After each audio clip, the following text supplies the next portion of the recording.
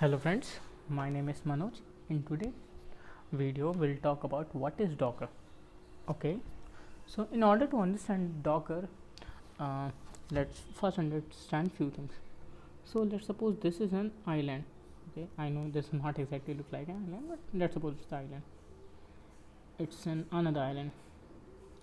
It's an island 1. It's an island 2. You want to ship something from island 1 to island 2. So how you can do that? And there is sea all over around there. Okay, so you create a box where you put all the data, and then you can just put that container. You just create a box or a container, and you just load this container to a ship, and using ship our container will transfer to the island 2. So this is basically we understand how we can ship something. So now understand the same concept in IT world. Let's suppose this is an instead of island 1, this is our organization 1, this is our organization 2, but we won't ship our application like this. Let's suppose we get a request for a ERP. Okay, for a ERP we created that ERP, and once it created we ship that ERP to the organization 2. But in the time of while this transitioning is happening, let's suppose we created that ERP in our organization with some different specs. Let's suppose we use Windows 7 on it, and we use some MySQL, some other server is there, MySQL, and we use some other server on there. Okay, for the server let's suppose we use CentOS.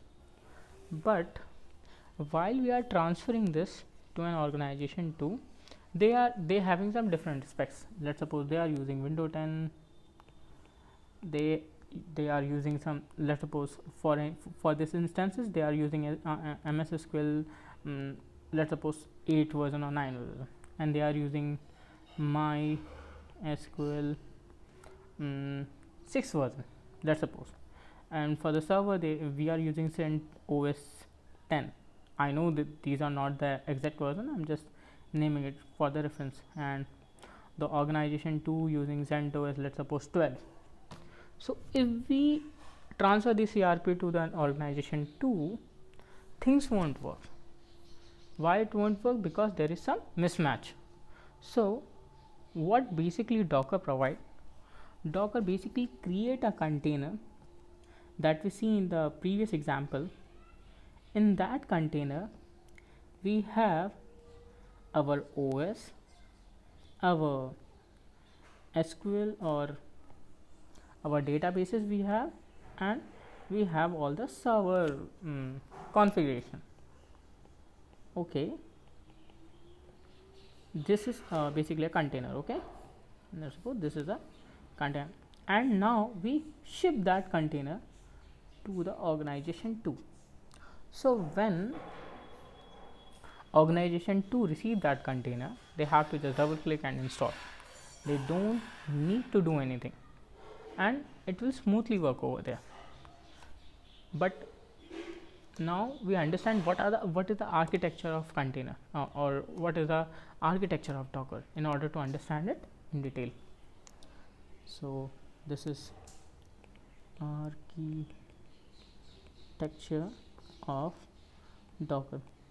So in previous video we had a conversation, or we discussed about the virtual machine and the hypervisor. So you can check that video out. I will also provide the link in the description, so you can check out that.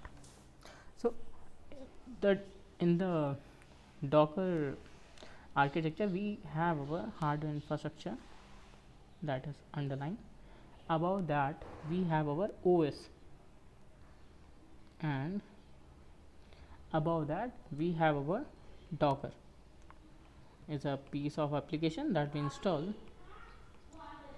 and over there we built our containers, or we install our container. And this is container 1, this is container 2. So what basically it provide, and the another thing that Docker will do, Docker the container don't have their own OS. It uses the underlying OS of the host OS. Let's suppose you have for this example, this is Linux, okay? So their kernel is same. So over that we can use the CentOS, Ubuntu, Fedora. So they are basically created of two things. So one is OS and one is their own apps. One is OS, one is their own apps. Another for the Fedora, same, they have their OS and they have their apps, and they also have the kernel. But in this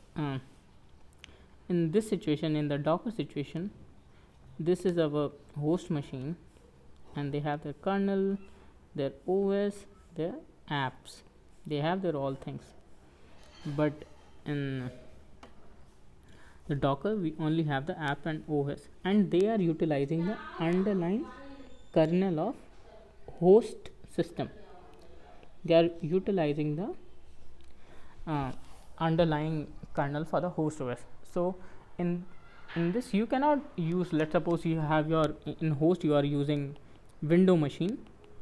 Over that you cannot install the Linux based container. You have to install a Windows based container. So that you have to that thing that you have to make a note of.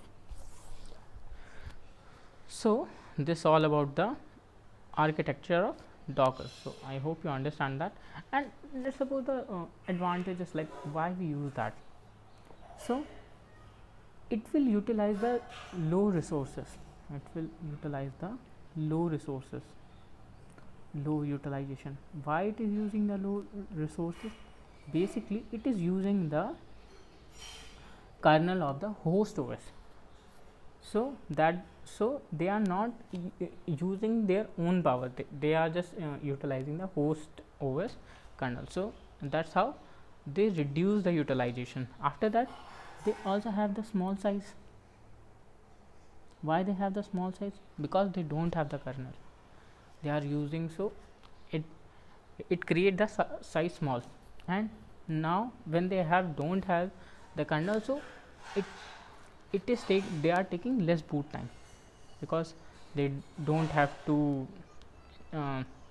ask kernel to do all those things. So they using for that they use the host kernel. So the boot time is also less on that. And other thing that they are less isolated.